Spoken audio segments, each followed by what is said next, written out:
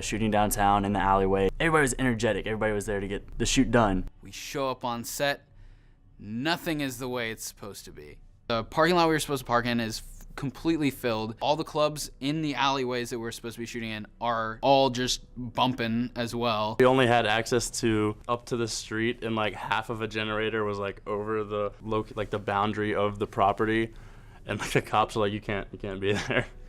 So we just roll a generator like 6 inches. I was given a rap CD by a homeless man living there, and it turned out to be quite the catch.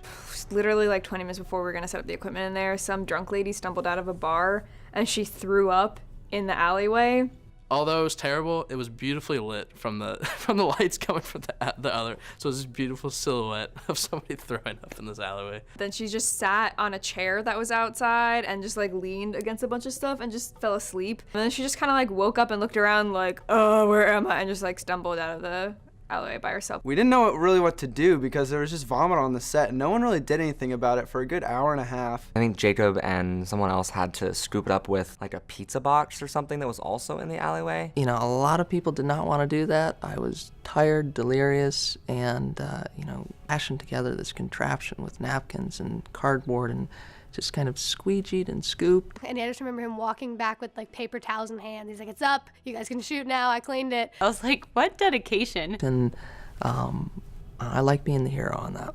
We were very behind schedule, and we kind of learned a few heavy lessons that day. One of them being that anything involving fog is going to be a complete pain in the ass, and that we needed to make someone's job just handling fog. There would be a plug over here at this end of the alley, and I would plug the fog into that part, and I would turn the fog on, and someone would tell me, probably the director or the director of photography, that it wasn't working because the wind was blowing it. So I would unplug that, run to the other end of the alley, plug it back in there, run it against the wall, kind of be in the middle of the alley trying to get out of the way of the actors, turn the fog on. Oh, that's not working because the wind's blowing it the other way. We had to have someone who dispersed the fog and someone who blew it around. And there was this fan, but sometimes the fan didn't work, and the fog machines just wouldn't work sometimes. I just remember spending so much time on the fog machines. Actually, I think most of the holds weren't on lights or sound. It was just hold for fog, fog's fogging up. I didn't know what to expect going downtown. From my perspective, it was fine. I'm not sure how it was from everybody else's perspective, but I thought that was the best day for me, and overall good over the whole set.